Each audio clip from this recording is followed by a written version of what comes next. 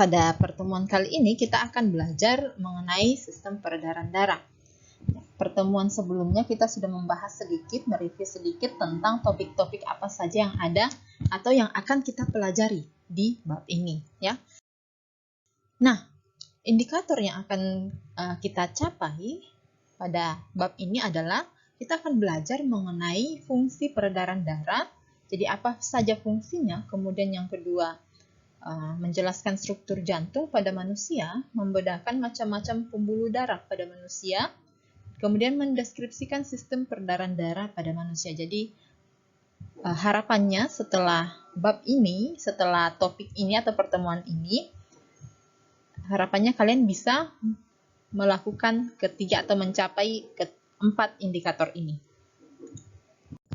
Nah, berikut adalah fungsi peredaran darah. Jadi, apa fungsi dari sistem peredaran darah kita atau sistem sirkulasi kita? Yang pertama adalah mengedarkan atau menyalurkan oksigen ke seluruh tubuh. Nah, dari mana asalnya oksigen? Itu kita sudah bahas bahwa oksigen dalam darah itu diperoleh dari paru-paru yang dilakukan proses difusi ya di paru-paru, kemudian nanti di paru-paru akan memberikan oksigen, kemudian darah akan memberikan CO2 ya. Jadi fungsi dari darah itu salah satunya adalah menyalurkan oksigen ya dengan bantuan hemoglobin yang terdapat pada sel darah merah. Nanti kita pelajari pada komponen darah ya. Kemudian yang kedua mengangkut karbon dioksida dari tubuh ya, dari seluruh tubuh ke paru-paru. Jadi sistem peredaran darah ini akan mengangkut CO2 yang berasal dari sel ya, sel-sel di seluruh tubuh kita diangkut melalui vena, kemudian dibawa ke jantung, kemudian setelah itu dari jantung dibawa lagi ke paru-paru di sini. Ya, jadi mengangkut CO2 dari seluruh tubuh ke paru-paru. Kemudian yang ketiga, mengangkut nutrisi untuk metabolisme, untuk proses metabolisme ya. Nanti di kelas 12 kita akan membahas proses metabolismenya yang seperti apa. Jadi, sistem ini ada hubungannya dengan sistem pencernaan. Jadi, di sistem pencernaan kita juga itu terdapat pembuluh darah ya. Terdapat pembuluh darah selain untuk memberikan oksigen, kebutuhan oksigen untuk sel-sel yang ada di sekitar sistem pencernaan kita, juga berfungsi untuk mengambil ya.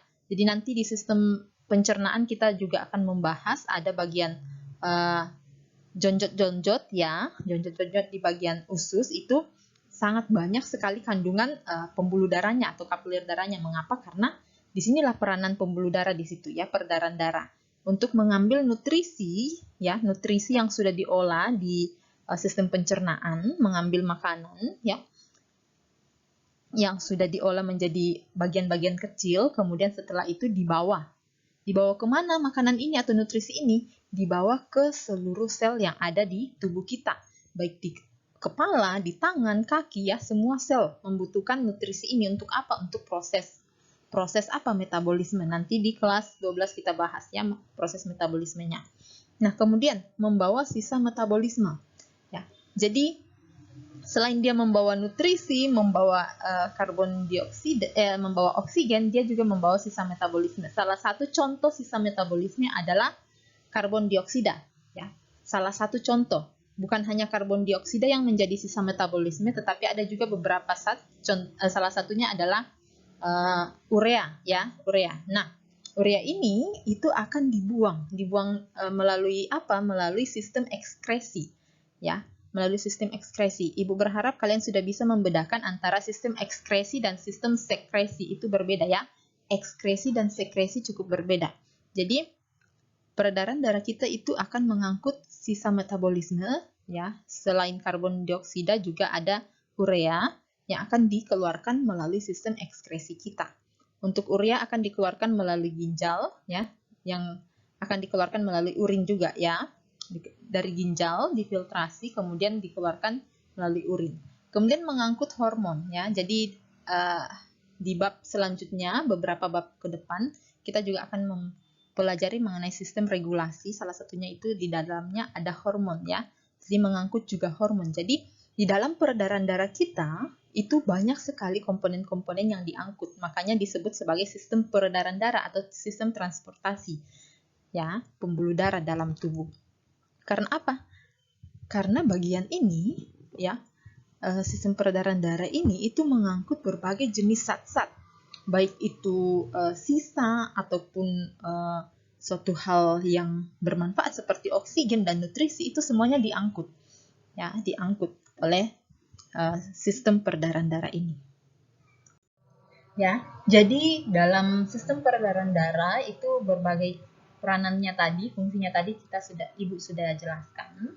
Jadi mengangkut berbagai jenis zat, ya, mengangkut berbagai jenis zat, mengangkut berbagai jenis komponen-komponen yang berperan bagi tubuh kita. Ya, meskipun juga ada sisa-sisa metabolisme yang nantinya akan dibuang, tetapi tujuan utama dari sistem peredaran darah ini adalah sebagai transportasi, ya, bagian transportasi. Bisa kita ibaratkan, ya, kalau kalian belajar di ekonomi, sebagai distributor, ya, dia yang mendistribusikan kebutuhan sel-sel kita.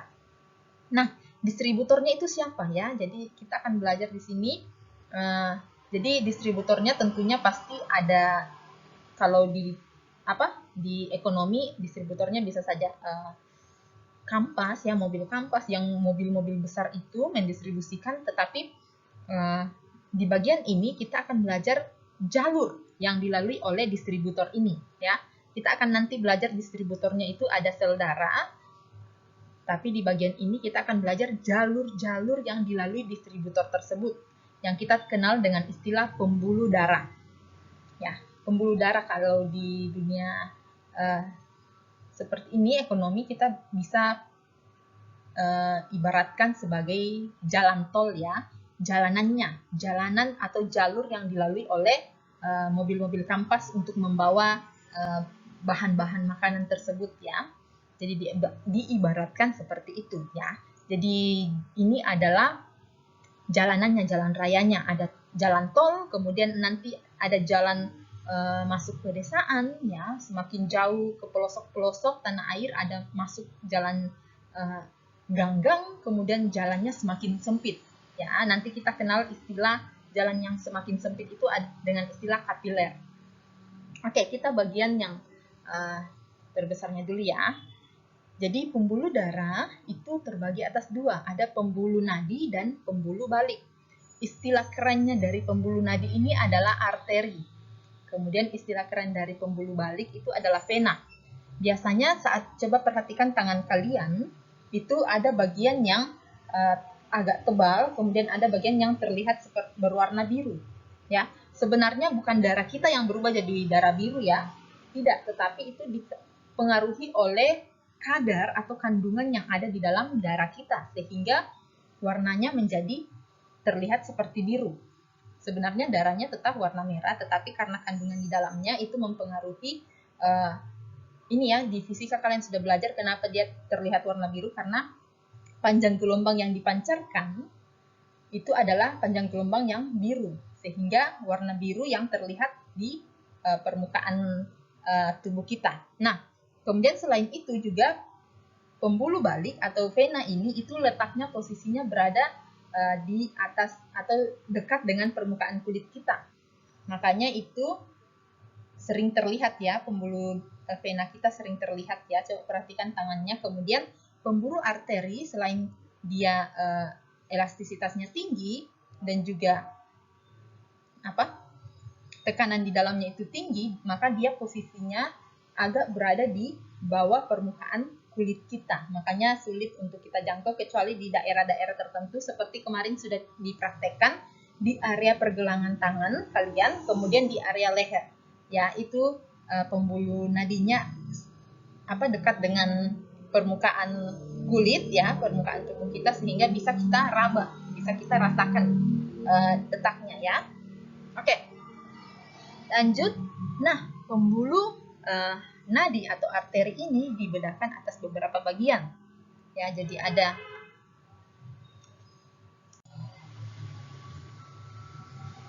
yang paling besar itu disebut dengan arteri, kemudian ada arteriola, kemudian ada kapiler. Ya, misalnya ini arteri ya, jalan tolnya, kemudian masuk masuk ke banyak persimpangannya disebut arteriola. Kemudian semakin masuk ke pelosok-pelosok tanah air itu disebut dengan kapiler. Jadi ukurannya semakin kecil. Sama halnya dengan vena. Ya, jadi vena itu ada yang besar, pertama besar, kemudian semakin bercabang disebut dengan venula.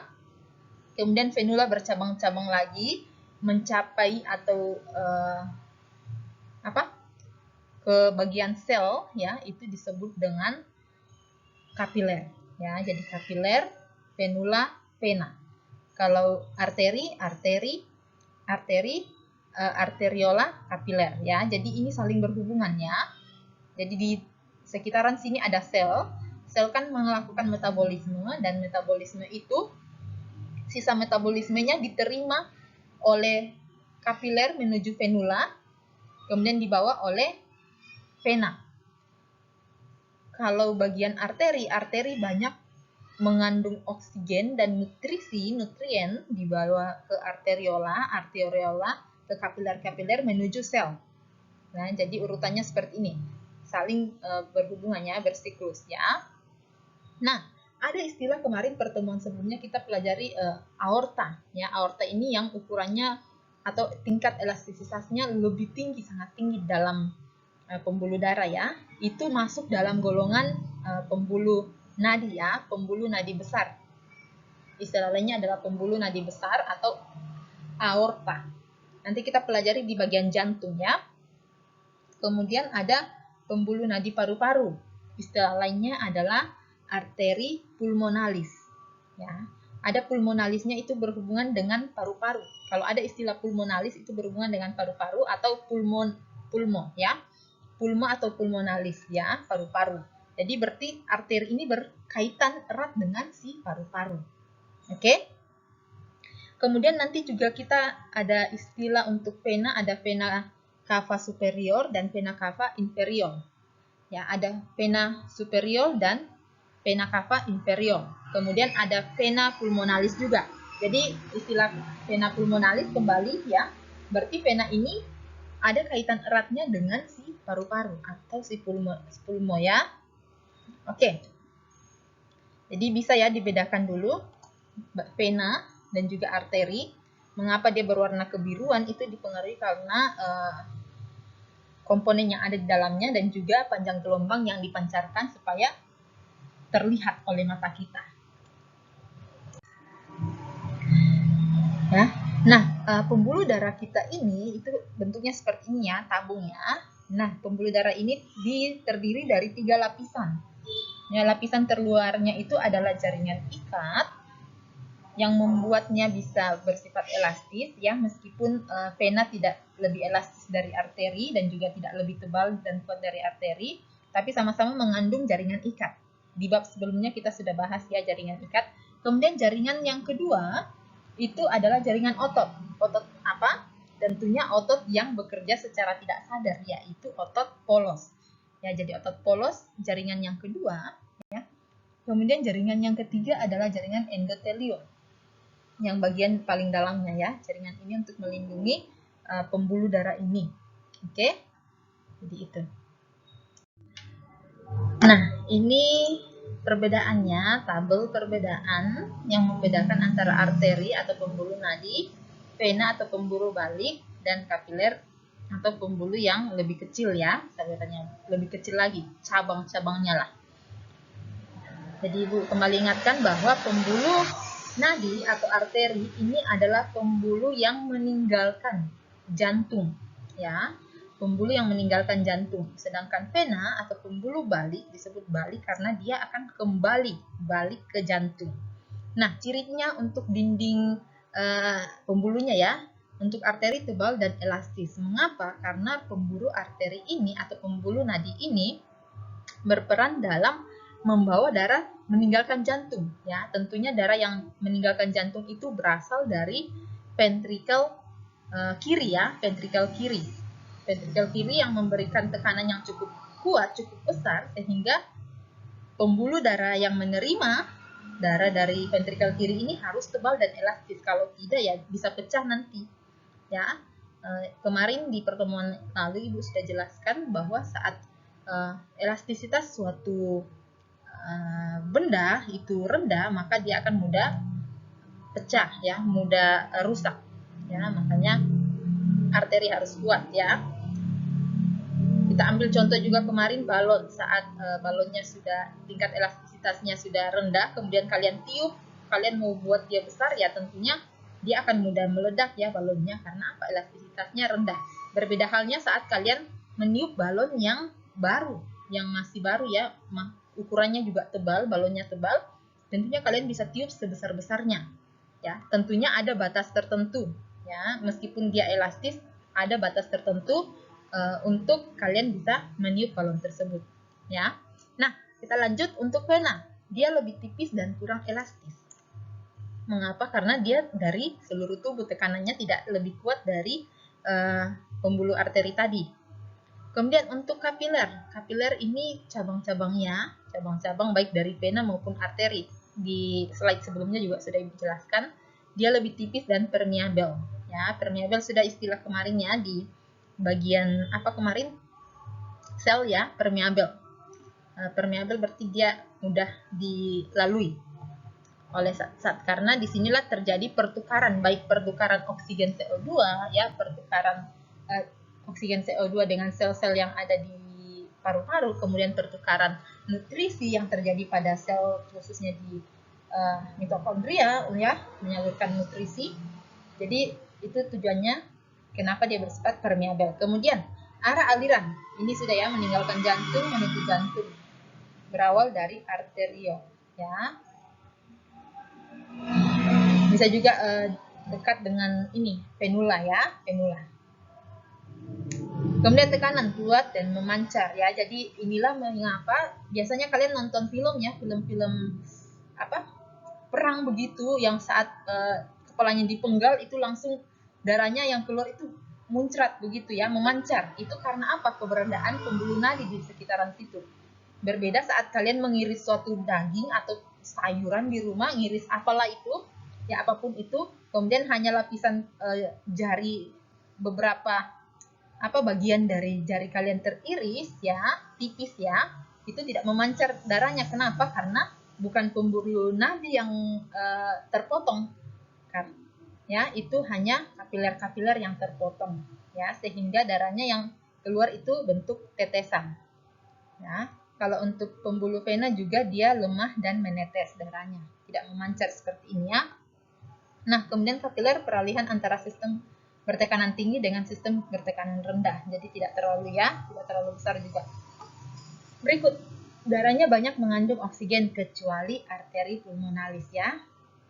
Jadi nama arteri mengapa? Karena dia pembuluh darah meninggalkan jantung. Menuju siapa? Menuju pulmo atau menuju paru-paru. Karena dia mau menuju paru-paru berarti tujuannya untuk berdifusi di sana, difusi oksigen CO2. Jadi dia banyak mengandung CO2 ya. Jadi arteri itu kaya akan oksigen kecuali arteri pulmonalis. Kemudian ini vena itu kaya akan CO2 kecuali vena pulmonalis, karena dia asalnya dari paru-paru menuju ke jantung. Ini banyak mengandung oksigen ya. Kalau kapiler yang ini harusnya banyak mengandung oksigen dan juga CO2 ya. Oksigen jika dia percabangan dari arterioli, dan CO2 jika dia percabangan dari venula. Kemudian letaknya lebih dalam ya, lebih dalam itu sebabnya kita sulit untuk menemukan pembuluh arteri ya, pembuluh nadi ya di permukaan tubuh kita, karena letaknya agak di dalam, kecuali di daerah tertentu. Kemarin sudah kita praktekkan di area sekitar leher dan juga area sekitar pergelangan tangan. Itu arterinya dekat dengan permukaan tubuh kita ya. Kemudian vena itu yang dekat dengan permukaan tubuh, sehingga coba perhatikan tangan kalian itu ada seperti warna biru, itu adalah vena ya, vena kita ya. Makanya yang dicari oleh perawat atau dokter untuk disuntik itu adalah vena ya, karena dia dekat dengan permukaan kulit kita. Dan juga tujuan untuk kenapa para dokter dan perawat menyuntik di area tersebut, karena ini tekanannya juga lebih lemah di situ ya. Coba bayangkan kalau disuntik adalah arteri, ya setelah suntiknya keluar langsung memancarlah darahnya. Ya, itu salah satu tujuannya. Oke, kemudian ini antara arteri dan vena ya. Oke, itu perbedaan untuk arteri, vena, dan juga kapiler. Ya, kapiler lebih bagian percabangan dari kedua ini ya.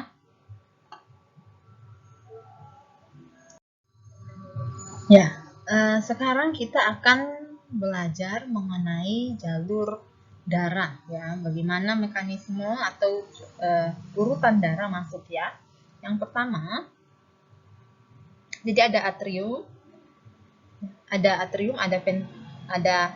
atrium dan ventrikel. Nama lain atrium adalah serambi ya, serambi bagian paling depan, kemudian ventrikel atau bilik ya. Bilik biasanya orang Malaysia ya, Melayu ya yang gunakan bilik. Bilik berarti area bagian dalam rumah.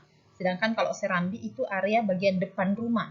Makanya serambi itu bagian pertama yang dilalui oleh darah, kemudian masuk ke bilik, masuk ke dalam ventrikel ya, bagian dalamnya. Nah, kita mulai dari serambi atau atrium kanan ya. Jadi atrium kanan itu akan menerima darah dari vena cava. Ada dua tadi vena cava, yang pertama vena cava superior dan vena cava inferior ya, inferior. Ini membawa darah dari area tubuh bagian atas dan darah dari tubuh bagian bawah masuk ke dalam serambi kanan ya, urutannya. Kemudian masuk serambi ini akan berkontraksi ya. Jadi tadi serambinya relaksasi ya, mengembang ya. Karena dia mengembang, masuklah darah dari kedua pembuluh ini, pembuluh vena ya, pembuluh vena cava, masuk darah. Kemudian setelah dia mengembang, dia akan berkontraksi, mengempis ya, mengempis. Karena dia mengempis tentunya memberikan tekanan, membuat darah yang ada di sini masuk ke ventrikel atau bilik kanan ya pastinya. Saat dia di serambi ini berkontraksi, tentunya katup tricuspidalis akan terbuka. Darah masuk ke ventrikel. Kemudian setelah itu ya, giliran dari ventrikel ini yang berkontraksi. Ya, jadi dia akan berkontraksi menyebabkan darah yang tadi dari sini, dari serambi itu, darah yang di sini itu akan dipompa kemana? Tentunya darah ini kaya akan CO2, dia harus dibawa ke paru-paru. Melalui apa? Melalui arteri pulmonalis. Ya, arteri pulmonalis dipompa, ini berkontraksi menyebabkan darah yang ada di sini dialirkan melalui arteri pulmonalis. Ya, jadi perlu kalian pahami, arteri itu adalah pembuluh nadi atau pembuluh yang meninggalkan jantung. Sebagian besar arteri itu kaya akan oksigen, kecuali arteri pulmonalis ya. Jadi Ibu ulangi, arteri itu adalah pembuluh nadi atau nama lainnya pembuluh yang meninggalkan jantung. Ya, ini meninggalkan jantung ya, dia menuju ke paru-paru.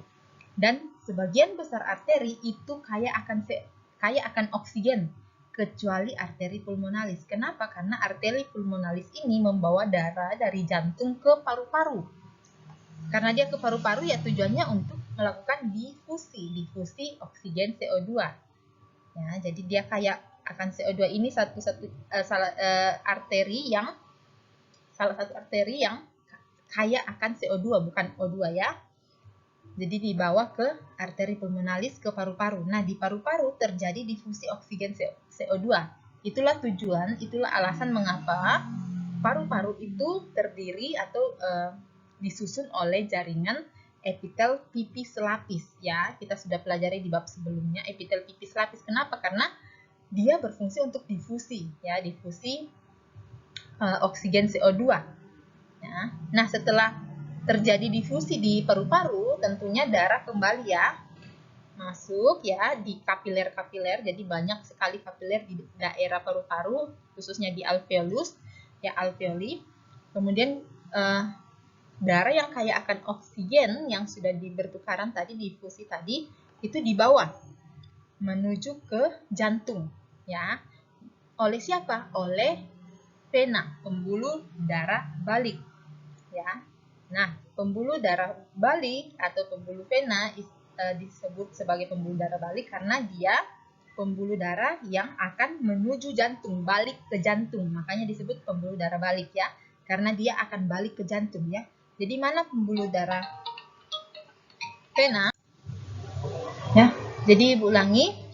Jadi disebut pembuluh darah balik itu karena dia akan balik ke jantung. Nah, karena dia asalnya dari paru-paru, jadi pembuluh yang balik yang membawanya disebut dengan vena pulmonalis ya. Mana coba vena pulmonalis di bagian sini mana ya? Ini. Ya, harusnya di sini ya, sekitar sini. Karena vena pulmonalis itu akan masuk atau menuju ke serambi kiri. Ya, jadi vena. Nah, di sini semua vena itu kaya akan CO2 kecuali vena pulmonalis ya, Ibu ulangi. Sebagian besar vena itu kaya akan CO2 ya, karena dia akan kembali ke jantung kecuali vena pulmonalis. Mengapa? Karena dia asalnya dari paru-paru. Oke ya. Nah, vena pulmonalis itu akan menghubungkan paru-paru dengan bagian jantung yang disebut serambi kiri. Jadi di area ini, serambi kiri ini itu kaya akan oksigen ya. Nah, dari serambi kiri darah yang tadi kaya akan oksigen itu menuju ke bilik atau ventrikel kiri. Ya, tentunya melalui katup bicuspidalis atau katup mitral. Sudah tahu ya kenapa disebut bicuspidalis, karena dua bagian katup di sini. 2 sekat. Kalau ini 3 sekat ya. Masuk, kemudian setelah itu ventrikel akan berkontraksi, ventrikel kiri akan berkontraksi menyebabkan darah yang ada di sini kayak akan oksigen itu akan tersalurkan atau disalurkan ke seluruh tubuh. Nah, coba bayangkan ya, seluruh tubuh itu cukup luas ya untuk ukuran jantung yang ukuran sekepal tangan kita ya. Ukuran sekepal tangan kita harus memompa darah ke seluruh tubuh yang ukurannya ya berapa kali lipat kepalan tangan kita ini. Ya, bahkan jantung ukurannya ada yang lebih kecil dari kepalan tangan kalian ya, jantung kalian masing-masing. Jadi, itulah sebabnya mengapa bagian ventrikel kiri itu penyusun jaringannya itu lebih tebal, lebih kuat ya, karena dia berperan dalam memberikan tekanan yang lebih besar. Dan juga mengapa tadi Ibu jelaskan aorta itu elastisitas dan ketebalannya lebih tinggi itu karena dia berperan dalam menerima tekanan yang kuat dari si ventrikel kiri ini. Ya, jadi aorta, ventrikel kiri ke aorta. Ya, ada katup juga. Fungsinya sudah tahu ya, katup ya, supaya mencegah darah tidak kembali. Jadi dipompa ke aorta, kemudian aorta ini akan ke bagian kecilnya yaitu arteri. Ya, arteri, kemudian dari arteri, arterioli, ya, kemudian ke kapiler, ya. Kapiler, kemudian kapiler inilah yang mencakup bagian-bagian kecil dari sel-sel. Kemudian setelah itu terjadi pertukaran di sel-sel tersebut, diterima lagi darahnya oleh kapiler menuju vena ya, venula ya, kemudian ke vena, kemudian vena kembali lagi ke vena cava inferior dan superior. Tergantung tadi ya, superior terima darah dari mana, inferior ya, darahnya dari bagian bawah tubuh. Oke ya, bisa ya. Ini keterangannya di sini sebelah kiri urutannya ya. Jadi ventrikel atau bilik kanan menerima darah dari serambi kanan ya. Ventrikel kanan menerima darah, ventrikel kanan terima darah dari serambi kanan. Ya, kemudian dipompa ke paru-paru. Oke, melalui arteri pulmonalis. Ventrikel kiri di sini menerima darah dari serambi kiri pastinya, dipompa ke seluruh tubuh melalui aorta. Kemudian bagian satu atrium atau serambi kanan itu menerima darah dari seluruh tubuh melalui vena cava superior dan vena cava inferior. Kemudian serambi di sini, serambi atau atrium kiri itu menerima darah dari paru-paru yang kaya akan oksigen. Oke, bisa ya. Jadi Ibu ingatkan kembali saat mengidentifikasi bagian jantung seperti ini itu terbalik saat kalian berhadapan, ya. Jadi kirinya jantung ada sebelah sini, kanannya jantung ada di sini, ya.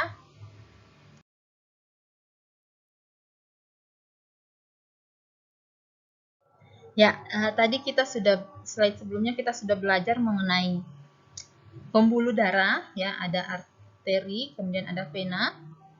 Berikut adalah gambaran bagaimana bentuk pembuluh darah kita, ya. Jadi terlihat di sini bahwa pembuluh darah itu sangat banyak sekali terdapat di area kepala, ya. Jadi kepala itu kaya sekali akan pembuluh darah, kapiler-kapiler darah.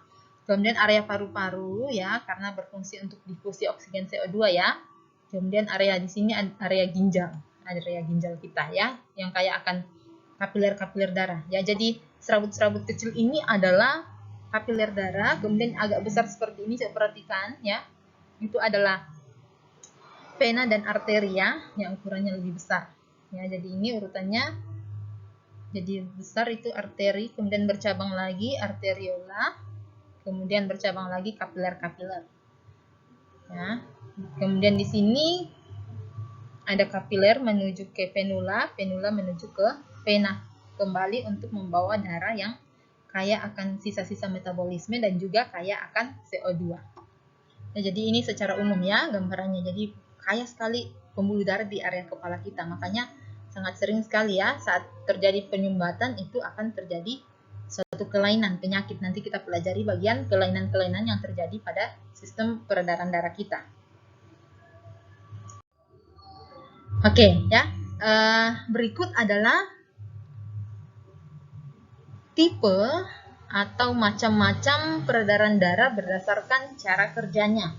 Jadi dibedakan atas dua, peredaran darah kecil dan peredaran darah besar. Jadi mengapa disebut peredaran darah kecil? Karena jalurnya itu lebih pendek. Sedangkan peredaran darah besar karena jalurnya lebih jauh, lebih panjang, ya. Oke, kita lihat di sini peredaran darah mengalirkan darah dari jantung ke paru-paru dan kembali ke jantung, ya. Jadi dari jantung ke paru-paru kembali ke jantung, ya. Jadi jalurnya lebih pendek, ya. Jalurnya lebih pendek, lebih singkat, begitu. Kemudian kalau peredaran darah besar, berarti dia besar ini peredaran darahnya, ya. Karena apa? Karena dia peredaran darah yang mengalirkan darah yang kaya oksigen pastinya dari jantung ke seluruh tubuh, ke semua jaringan di tubuh, ke semua sel di tubuh, kemudian kembali ke jantung lagi, ya, kembali ke jantung lagi. Bagaimana urutannya? Nah, di slide sebelumnya sebenarnya sudah Ibu jelaskan, tapi di sini kita akan melihat, ya, lebih mudah di sini karena ada angka-angkanya, begitu. Nah, yang pertama kita akan lihat dari bagian satu ini, ya, dari darah, ya, darah masuk ke bagian apa ini, yang bagian atas, serambi, ya, serambi atau atrium. Nomor 10 ini adalah atrium atau serambi, di mana darahnya itu berasal dari vena superior dan vena inferior, ya, dari tubuh bagian bawah dan tubuh bagian atas.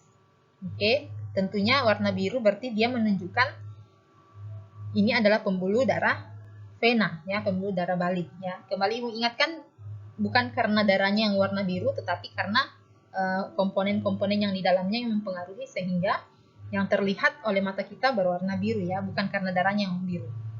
Oke, darah di sini masuk. Mengapa dia bisa masuk? Karena di sini jantung kita itu berkontraksi, relaksasi, ya. Kemudian Ibu ingatkan bahwa jantung kita itu tidak berkontraksi secara serentak. Serambi bilik tidak berkontraksi secara serentak, tetapi mereka bergantian. Jadi yang pertama di atas jantungnya, kemudian berkontraksi di atas, kemudian di bawah menerima, relaksasi. Jadi serambi kontraksi di atas, di bawah berelaksasi, ya. Coba jika Ibu perlihatkan gambarnya.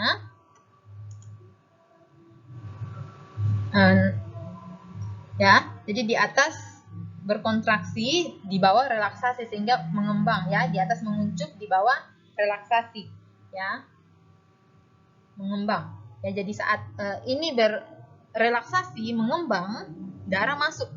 Kemudian setelah darah masuk, dia akan berkontraksi. Berkontraksi berarti dia menguncup ya, mengecil, menguncup ya, berkontraksi menyebabkan apa? Darah di sini akan masuk ke area ventricle atau bilik kanan ya, kayak oksigen. Nah, setelah itu ini kan sudah menguncup, ini mengembang jadi darah masuk. Oke, darah di ruang di sini mengembang, ini menguncup sehingga darah masuk ke bagian yang mengembang. Setelah itu darah sudah masuk, sekarang gantian nih. Ventrikel yang berkontraksi ya, menguncup, ini sekarang yang mengembang ya. Ini karena berkontraksi maka bagian 10 atau serambi kanan inilah yang akan berelaksasi atau membesar ya, sehingga darah masuk kembali. Bagian sini karena berkontraksi, darah di sini akan mengalir kemana? Arteri pulmonalis. Tentunya tujuannya ke paru-paru ya. Oke, kemudian setelah itu apa yang terjadi? Dari paru-paru, ini peredaran darah kecil dulu ya.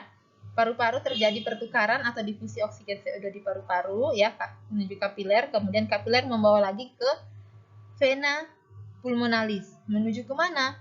Menuju ke jantung ya. Oke, jantung bagian serambi kiri. Nah, di situ berhenti untuk peredaran darah kecil. Ya, dari peredaran darah kecil berhenti sampai di situ. Kemudian kita lanjut ke peredaran darah besar, dimulai dari jantung ya. Kita mulai dari jantung sekarang, peredaran darah besar. Jantung bagian ini ya, bilik kiri. Ya, bilik kiri. Jadi bilik kiri, dan darah yang ada di sini tadi di serambi kiri itu berkontraksi ya. Jadi tadi gantian, ini akan berkontraksi menyebabkan darah mengalir ke bagian ventrikel atau bilik. Kemudian setelah itu, sekarang giliran ini yang berkontraksi, ini yang mengembang. Ya, ini berkontraksi berarti dia akan mengalirkan darah ke sini, ke aorta, melalui aorta. Ya, inilah tujuan dari katup-katup ini karena tujuannya tadi sudah dijelaskan untuk mencegah darah tidak kembali ke ruang sebelumnya yang mereka tinggalkan. Oke ya, jadi aorta, di sini aorta, darah dipompa di sini berkontraksi dia, kemudian dialirkan ke aorta, ya tentunya kontraksinya kuat ya karena dia harus menuju ke kepala kita dan bagian bawah kita, kaki, ya. Aorta kemudian arteri, ya arterioli, kemudian arteriol masuk ke kapiler untuk menuju ke sel-sel tubuh kita. Kemudian di sel-sel tubuh, kapiler-kapiler terjadi barter ya, terjadi barter. Kemudian setelah itu berbagai hasil barteran itu baik sisa metabolisme itu dibawa oleh pembuluh vena, kemudian masuk kembali ke mana? Ke jantung, yaitu di serambi kanan ya. Disitulah urutan untuk peredaran darah besar ya. Jadi peredaran darah besar dan peredaran darah kecil itu karena jalurnya satu lebih pendek, satu lebih panjang. Oke.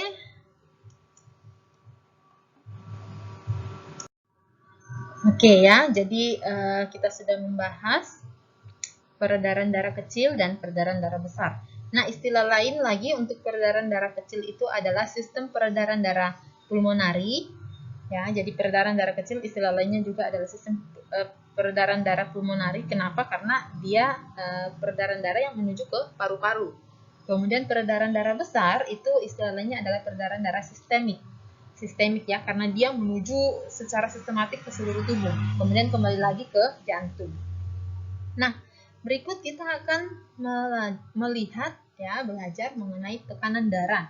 Jadi tekanan darah ini biasa diukur ini ya dengan tensimeter ya, yang di rumah sakit atau puskesmas kalau datang periksa saat dia usianya sudah besar ya, sudah cukup dewasa, itu akan digunakan tensimeter untuk mengukur tekanan darahnya. Nah, ukuran normalnya itu adalah 90/60 mm Hg hingga 120/80 atau 90 ya.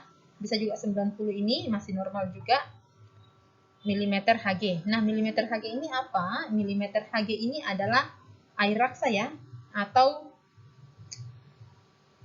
merkuri ya, Hg. Untuk kimia mungkin simbol dari merkuri atau air raksa itu adalah Hg.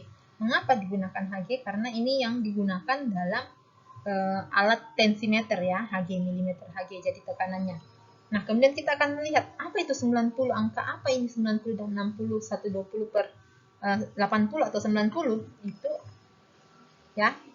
Jadi ada disebut namanya dengan tekanan sistolik ya, sistol dan diastol. Tentunya ini tidak asing lagi untuk SMP, mungkin pernah dipelajari ya di SMP ya, sistol dan diastol ya. Jadi sistol itu adalah tingkat tekanan darah saat jantung berdetak dan memompa darah. Ya, jadi sistol adalah kemampuan jantung memompa darah. Ya, jadi sistol kemampuan jantung memompa darah. Jadi kemampuan jantung untuk orang dewasa normal 90 sampai 120. Kemudian diastolnya. Diastolnya itu adalah kemampuan atau tekanan pada darah pada jantung saat jantung beristirahat atau saat jantung menerima darah. Ya, saat jantung menerima darah. Kalau sistol itu kemampuan jantung atau tekanan yang dimiliki jantung saat dia memompa, ya, saat dia berdetak. Kemudian kalau diastol, kemampuan atau tekanan yang ada pada jantung saat dia beristirahat, ya, beristirahat sebelum melakukan detak yang selanjutnya. Ya, jadi diastol tekanan yang ada dalam jantung kita pada kondisi istirahat atau sebelum dia berdetak untuk selanjutnya. Ya, jadi itu. Kalau terlalu rendah juga tidak bagus, terlalu tinggi juga tidak bagus. Kalau terlalu tinggi bagaimana? Ya, tekanannya tinggi berarti itu bisa membuat pembuluh darah pecah. Ya, kembali di slide sebelumnya Ibu jelaskan bahwa saat kalian balon yang kalian tiup itu memiliki tingkat atau batas-batas tertentu untuk ditiup ya. Meskipun elastisitasnya tinggi, tapi kalau kalian tiup terus menerus ya tanpa henti atau tekanan di dalamnya itu cukup besar, dia bisa saja meledak ya, pecah. Sama dengan pembuluh darah kita. Kalau tekanannya terus-menerus tinggi naik, itu cukup bahaya. Makanya perlu diberikan penanganan khusus, diberikan suatu obat-obatan dari dokter ya, tentunya ahli yang bisa melakukan supaya apa? Supaya tekanan darahnya ya, tekanan jantungnya itu kembali normal. Nah, untuk anak-anak tekanannya pasti lebih rendah dari ini ya, lebih rendah dari ini. Ya.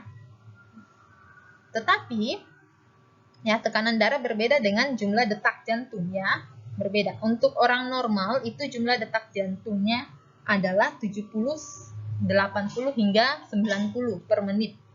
Ya, coba kalian rasakan deh, kemarin sudah dipraktekkan kan?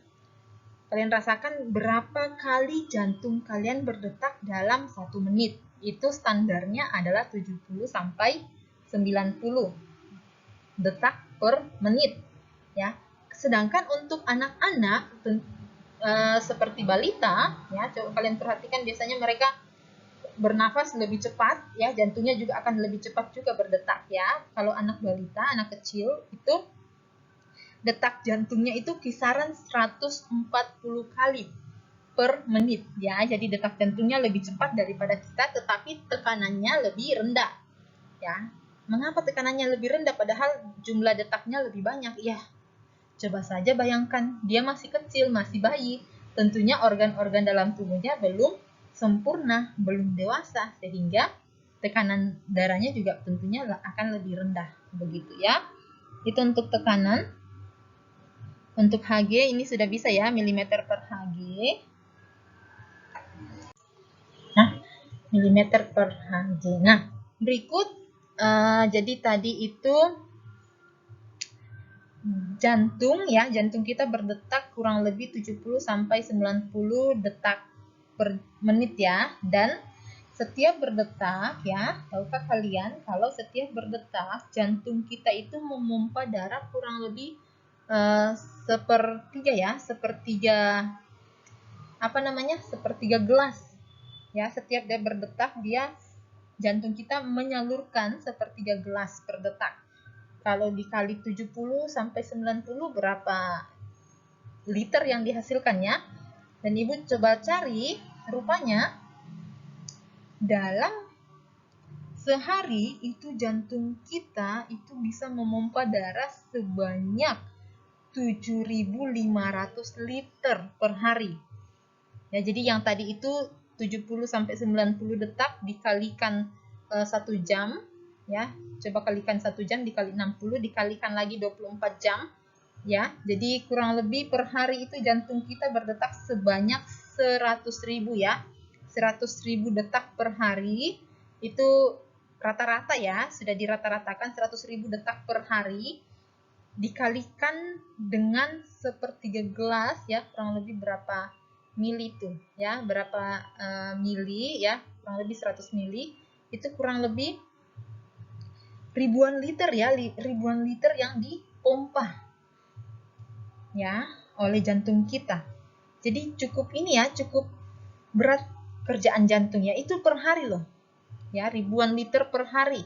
Bayangkan per bulan, per tahun ya, kita bahkan ada yang orang tua yang usianya sudah sampai puluhan tahun ya, sudah sampai 70 tahun, 90 tahun, itu sudah berapa liter itu jantungnya memompa darah. Ini sangat banyak sekali ya, sehingga para ilmuwan mengatakan bahwa suatu organ yang paling keras kerjanya itu adalah jantung kita ya, mesin yang paling kuat, yang paling bertahan ya, tahan lama itu adalah jantung kita. Mesin yang paling ini ya, tahan lama dan paling kuat itu adalah jantung kita, karena dia bisa mengerjakan dalam satu hari, dia bisa memompa ya, bekerja untuk mengedarkan ribuan liter per hari. Jika dikalikan tahunnya, silakan ya, sudah berapa ton ini ya, sudah berapa ratusan liter ya, ratusan jutaan bahkan miliaran liter yang bisa dipompa oleh jantung kita. Ini cukup luar biasa kerjanya ya. Jadi kita bisa melihat di sini bahwa Tuhan benar-benar sangat sempurna menciptakan organ tubuh kita ini, khususnya jantung ya. Bayangkan saja jantung berhenti berdetak, supplier oksigen, supplier nutrisi, supplier hormon-hormon ya, dan berbagai komponen lainnya, zat lainnya itu akan berhenti. Kalau berhenti ya tentunya sel-sel sekitaran tubuh kita, sel-sel pada tubuh kita juga akan berhenti dan akhirnya nanti mati ya, itu fungsinya.